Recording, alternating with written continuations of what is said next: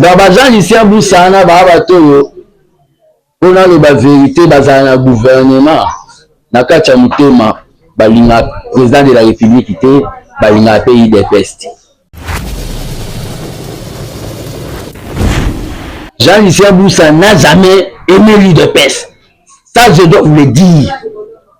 N'a jamais aimé l'île de peste. Et moi, j'ai eu à dire au secrétaire général Augustin Kaboula. Aujourd'hui, il me respecte. Il y a des mamans qui sont là. Parce qu'on ne peut pas dire quand la main droite donne, c'est que la main gauche dit.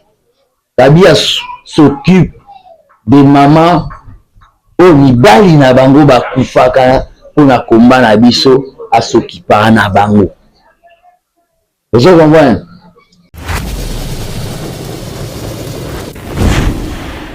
On est des responsabilités. Ba otake temple que Augustin Kaboula pe mati kalobaki azela kamutana chaoya. Abimisa arme obeta. Les postes sexuellement transmissibles. Et qu'il n'a pas de preuves. Il peut être traduit en justice. Il n'a pas de preuves. Il n'a pas de preuves. Je vous dis, président, allez voir des ordres, il y a des salles et pas la bouende. Il a créé beaucoup de désordres là-bas. Il a commencé à préparer son plan à partir de là. Que cette fois-ci, originairement, l'Équateur, il fait du GIDPS. Philosophie tribaliste. Et il est derrière lui avec des gens que le pouvoir a donné des avantages. Des gens que le pouvoir a donné des avantages au Baébi peut dimension la Komalanga. Je vous assure, ce que Kaboula a fait est un miracle politique. Secrétaire général de mon côté à Salayango. Kaboula a joué un coach, a joué un manager pour le l'IDPS et comme un respect sur le plan État. On nous respectait sur le plan politique. Mais finalité, un homme politique a conquérir le pouvoir et le diriger. Kaboula a fait ça. Ça sera trop ingrat. Dans le moment où vous comprenez, vous avez Baba Sigi. Il y a un autre Sabatou. Même si les gens forcent, c'est quand Dieu va décider que Kabou est parti.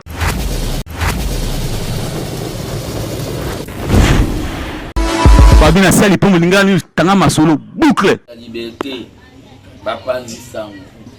Ses fils Ngoko, papa de la jeunesse congolaise, le vrai gardien du temple que le père lui-même, le Sphinx, avait intronisé. Je viens tenir cette conférence de presse d'éclaircissement et de réencadrer, c'est-à-dire la bêtise pour les Zolinga et Salama les souches. L'Union Sowokaki, conférence de presse pour les Salamaki, le 9 juillet, c'est lundi 2024. C'était le 8. Donc, pour les Salamaki, le 8, c'était le lundi. Il y a monsieur Eteni Longondo. Longondo, on a alias COVID-19. Oyo atomboki po banome ete.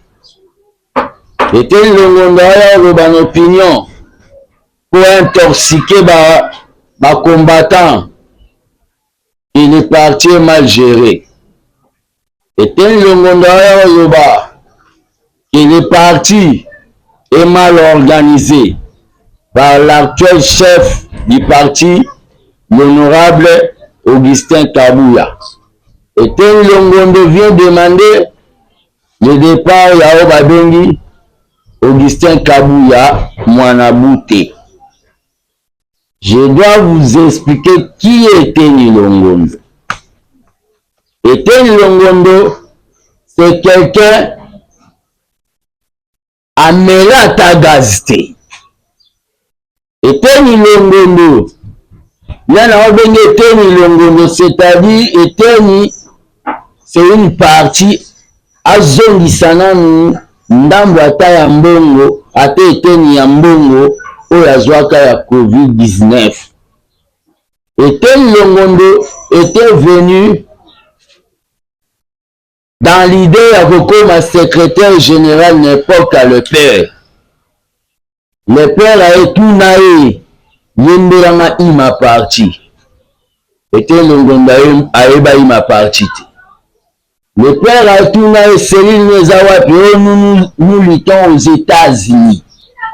Ok, na eu des pères à la rande structure babengi ya biso structure waneza Céline.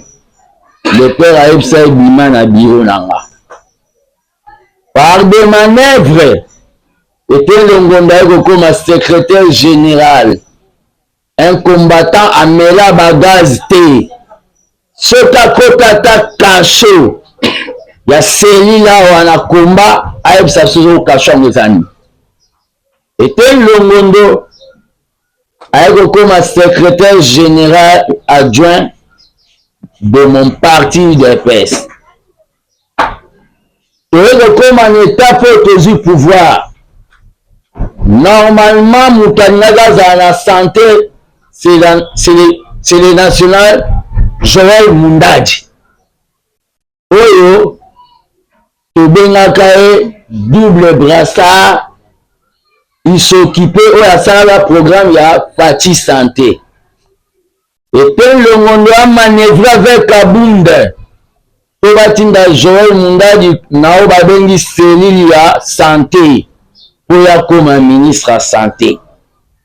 Et puis le monde avec sa bande, le va partir va mal organisé. Que ba combattant bazangi misala. Que était le monde COVID-19. Ayebisa biso eloko nini le fils mkoka bandai koloba ke bakombata bazangi musala na epoka Kabunde eloko nini ya fungulaka na monone alobaka to musala ni ya pesaka bakombatant. Vous étiez dans sa conférence de presse, binongo ba journaliste, vous avez constaté que c'est un homme non social. Malgré belé en bongo yaza na COVID-19. Et puis le monde a eu comme ministre de la santé. Na makambo COVID-19, on risquait que pouvoir na biso ya Baptiste Kediste à la sali. Parce que le bêta qui m'bunda, qui m'bongo izalaka détourné. C'est-à-dire, tu étais le monde avec fongola munone po aloba. Constant Mutamba soto yebisiye alandele Etienne Longondo. Etienne Longondo ne va pas échapper. Ceux qui Isaac Vilangete alobi alandele Etienne Longondo. Etienne Longondo ozonga makala. Etienne Longondo vient dire que le parti est mal organisé. Un parti mal organisé a pu gagner beaucoup de députés maintenant. Azalo Babeni numéro 1. Un parti mal organisé à cause d'un Babeni sénateur a contrôlé le Sénat. Un parti mal organisé à cause d'un gouverneur.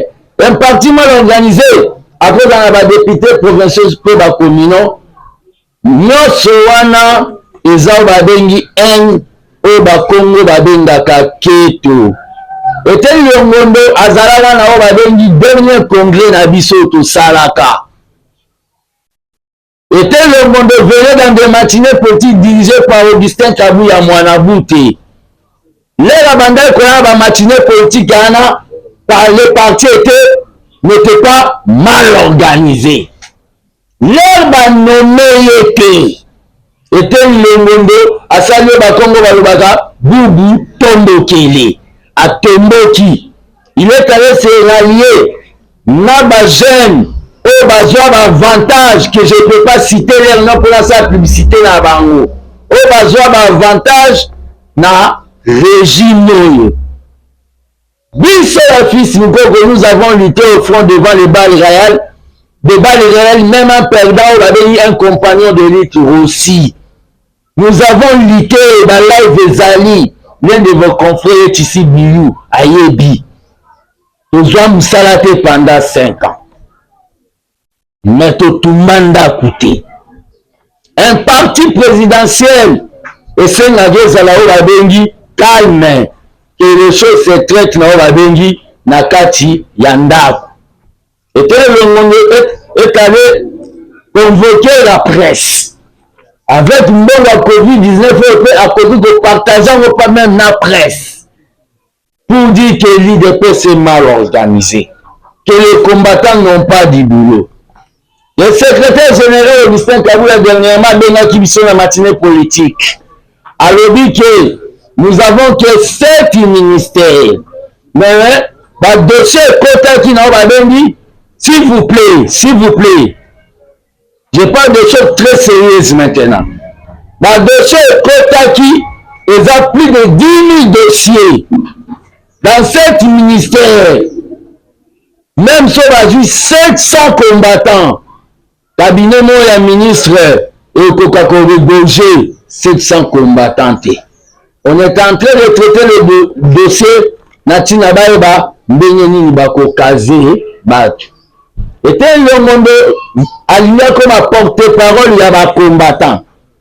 Les combattants, on ne doit pas toujours chanter ça à la presse. On peut pas servir l'exemple. La SENSAP, les a contrôlés, na IDPS. Combattants Moutazana. SONAS, les a contrôlés, na IDPS. Combattant Moutazawana. La caisse de péréquation est contrôlée dans l'IDPS. Combattant Moutazawana. La Sokimo est contrôlée dans l'IDPS. Combattant Moutazawana. ONIP est contrôlée dans l'IDPS. Combattant Moutazawana. On n'a pas que est contrôlée dans l'IDPS. Combattant Moutazawana.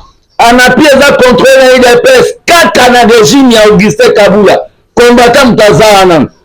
Fauché que ça contrôle dans l'IDPS, combattant Mutazana. CTPM, d'accord, je vous l'ai invité, ça contrôle dans l'IDPS, combattant Mutazana. Ça ne m'a pas contrôle dans l'IDPS, combattant Mutazana. Inikin, l'IDPS, si tu as serré, l'IDPS, LMC, l'IDPS, Sophie, l'IDPS, Kobil, l'IDPS, LVA, l'IDPS, avec des DGDA. Pendant le régime Augustin Kaboula, ma combattant de Bazawana. Si comme ma combattant Bazouaka Misala te pour Nanissa, je dois le dire. Kaboula ko salake, to kanga département, Mouto va konomé, Yemba Moko a importé dans des colons, Batimbo la Babiama Kuna, Bao Basala la pêche.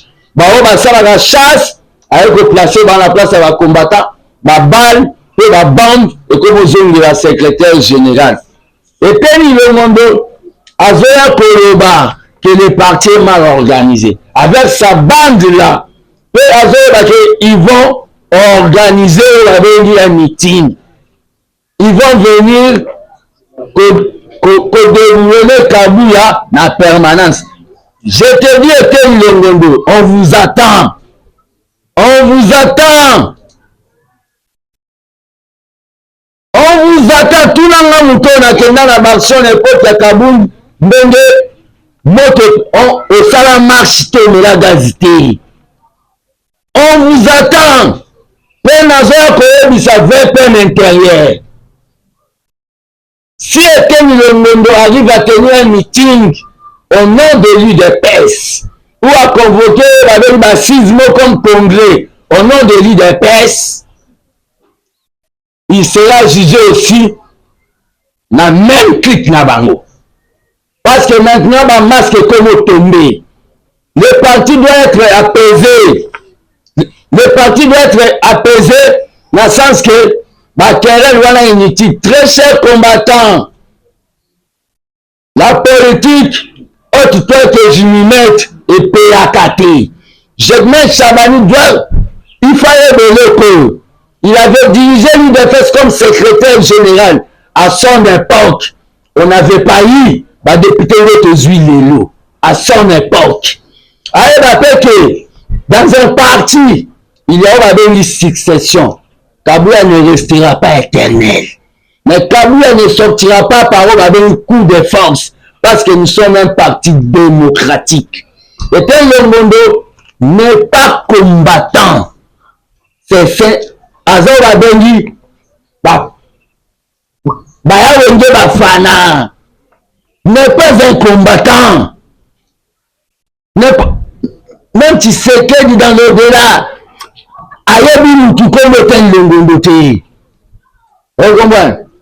ils sont en train de chercher à traumatiser, à monter les combattants.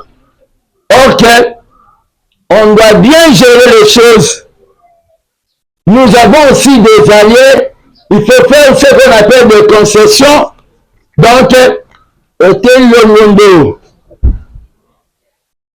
me suis dit, il y a des gens Covid.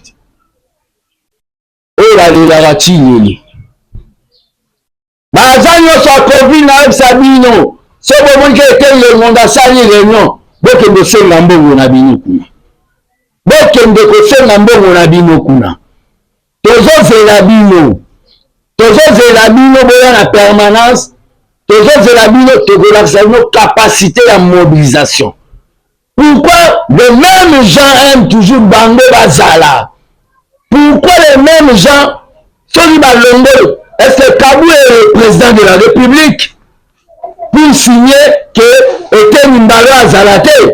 Le président de la République lui-même a dit que était Nanaga Simbisa, régime n'a touche Nambo Covid a disqualifié Mbalo.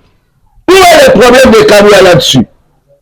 Où est le problème de Kabou là-dessus? Kabou n'a pas l'ordonnance. Et ce Kabila n'a pas l'ordonnance. Quand vous... Ceux qui va nommer tu es en train de trop déranger. Ceux qui va nommer donc il faut monter les combattants pour les Pourquoi vous prenez les combattants comme le cheval de bataille? Pourquoi vous prenez les combattants comme la brouette ou la brique? Sur le continent, vous brouette, vous voyez Libanda et comme pour l'amboula. Pourquoi vous prenez les combattants de Wana? Manipuler les combattants au moment où nous devons être calmes, total à Mokonzi.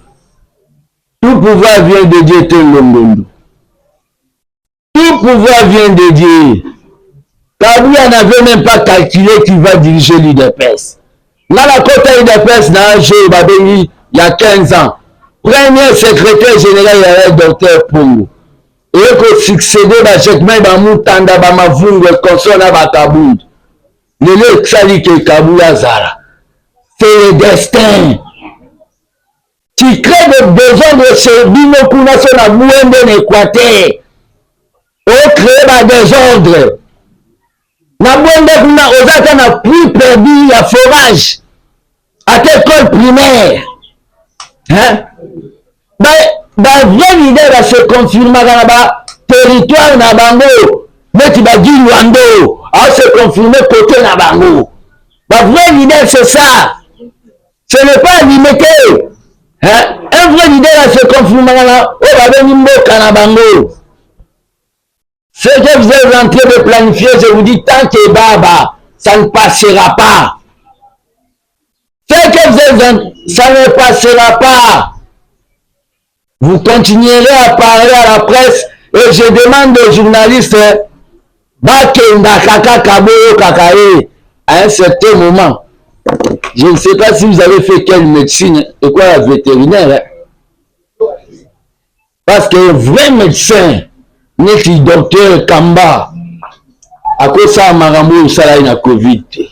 c'était la honte de notre parti. Le parti pouvait être souillé un jour, comme la justice congolaise, avec le jeune ministre Moutamba, comme que Ali Rabien. Vous serez rattrapé dans le bon Covid. Ça ne passera pas bon wana. Bon wana, c'est beaucoup d'argent.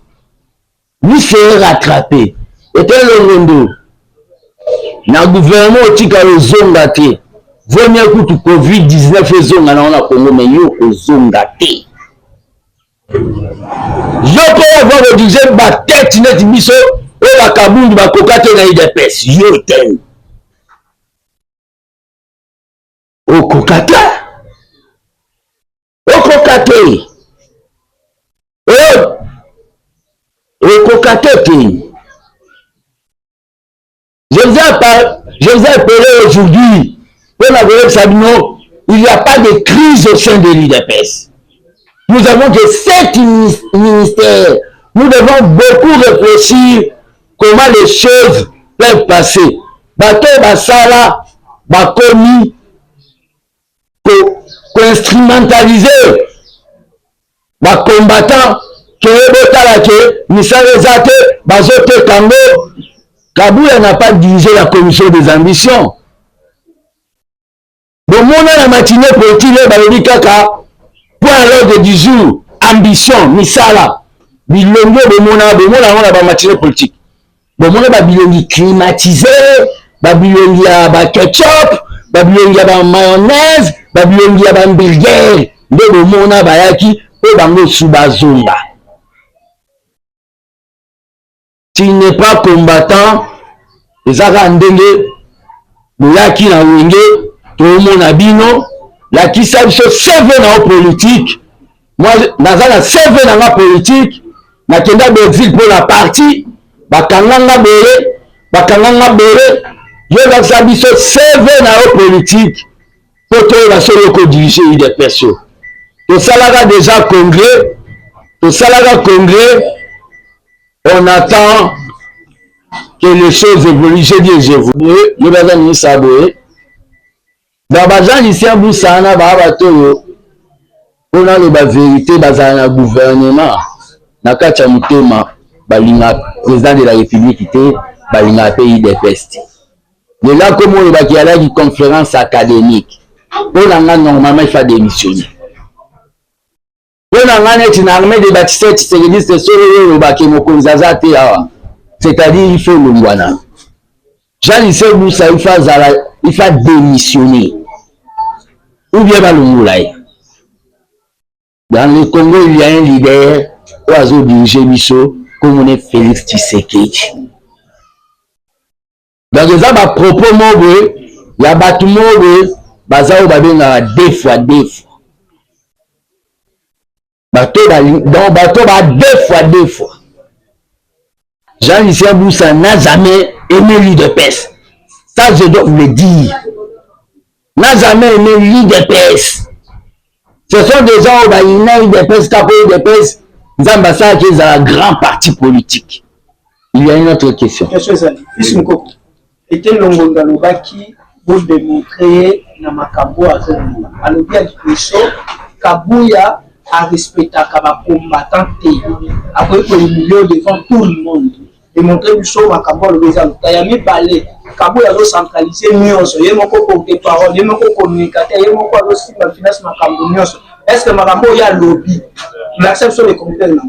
Bon, là aujourd'hui, Kabouya doit centraliser mieux. Moi, je suis secrétaire national chargé de mobilisation, il y a eu des pestes. Je suis un succès de et alors que volonté n'a servi les pères. Vous comprenez? Nazara même adjoint, mais na dribla même titulaire na succès. Parce que là, le père a nommé aller travailler et pour conquérir le pouvoir. Pour centraliser nous sort, donc ça ne tient pas debout. Du comme sous le but que nous, avec un respectable combattant. Pour respecter la combattante, vous savez, Ce que moi j'ai eu à dire au secrétaire général Augustin Kaboula.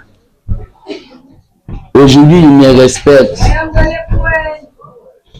Il y a des mamans qui sont là parce qu'on ne peut pas dire quand la main droite donne ce que la main gauche dit. Kabila s'occupe des mamans au mibali na bango bakufaka pona komba na biso asokipaka na bango. Vous comprenez? À respecter les combattants. Quand tu veux noyer ton chien, on l'accuse de rage. Une autre question. Oui, merci beaucoup. C'est Junior Mouroua pour Café Communication. Question là, il y a l'objet n'a pas propos, il y a docteur Etienne Longono. Il a accusé le CG indirectement qui après ça rabat poste par rapport à la relation moko amoureuse ou ya za kanango vis-à-vis à basi. Parce que l'objet moko moi si moko ba ebani na alba qui a intégré deux pièces. Il y a tine na hiérarchie, c'est-à-dire pas fédéraux d'une manière qui est à s'adhérer mais subitement un jour à écouter na biwa CG et après ayoka qui a occupé poste moko ya makasi na kati ya IDPS et comme ça imagine moi swana asala ki na CG. Deuxième question du sous-Fezali par rapport à ma propos ya été nika nenga lobaki. Alors na kati ya IDPS au baïbaki dans opposition na IDPS au baïbi lelo la pouvoir ils a presque nenga moko ba mo échanger. Ce que opposant quelconque aya sali sortie médiatique na 12h na 12h30 CG a joué rôle ya communicateur. Il n'est pas organisé matinée pour à répondre kaka opposant voilà. Ils sont mon peu tout le monde qui a le 30 juin. Président lobby, Fayoul a lobby, Moïse a lobby, CG a traité Moïse Azan a problème ya mutu. Expliquez Bissot. Je vais expliquer Ndengeni na Otoloba. Il y a des gens qu'on a donné des responsabilités. Bah on t'a temple que Augustin Kaboula pématique à l'obaki. Azela Mutana Tchaoya. Alors ça arme en bête. Les postes sexuellement transmissibles. Et qu'il n'a pas de preuves. Il peut être traduit en justice. Il n'a pas de preuves. Il n'a pas de preuves. Je vous dis, président, allez voir bah, des ordres, il y a des salles et pas la nation à Bouende. Il a créé beaucoup de désordres là-bas. Il a commencé à préparer son plan à partir de là. Que cette fois-ci, originairement, l'Équateur, il fait du GIDPS. Philosophie tribaliste.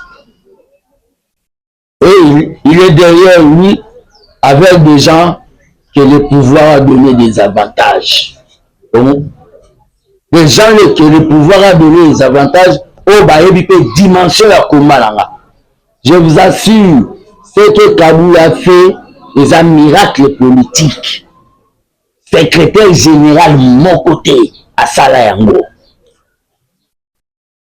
Kaboula a joué un coach, a joué un manager pour le IDPS et comme un respect sur le plan État. On nous respectait sur le plan politique. Mais finalité, un homme politique a conquérir le pouvoir et le diriger. Kaboula a fait ça. Ça sera trop ingrat. Dans le moment où vous comprenez,